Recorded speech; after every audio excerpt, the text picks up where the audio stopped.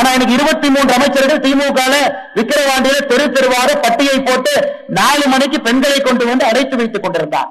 விக்கிரவாண்டியில் வாக்குக்காக பணம் கொடுத்து திமுக அமைச்சர் யாசகம் பெற்றதாக பாஜக மாநில தலைவர் அண்ணாமலை கடுமையாக விமர்சனம் செய்துள்ளார். 23 அமைச்சர்கள் விக்கிரவாண்டியில வீதி வீதியாக பிச்சை எடுத்துக் கொண்டிருந்தார். ஐயா, மக்கள்கிட்ட பணம் கொடுத்தனால மக்கள் பிச்சைக்காரர்கள் இல்ல, மக்களுக்கு பணத்தை கொடுத்தவர்கள் பிச்சைக்காரர்கள். அதை தமிழகம் வெகு விரைவில் திராவிட முன்னேற்ற கழகத்தினுடைய எல்லாரும் புரிஞ்சுக்குவாங்க. 23 அமைச்சர்கள்.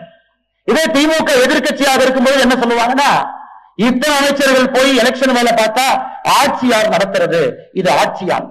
ஆனா எனக்கு 23 அமைச்சர்கள் திமுக விக்கிரவாண்டியில தெரு தெருவாக பட்டியை போட்டு 4 மணிக்கு பெண்களை கொண்டு வந்து அடைத்து வைத்துக் கொண்டிருந்தார்.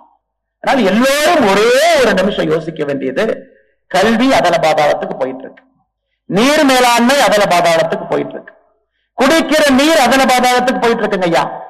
சட்டம் ஒழுங்கை பத்தி சொல்லவே வேண்டாங்க ஐயா, எந்த அளவுக்கு மோசமா இருக்குன்னு உங்களுக்கு தெரியும்.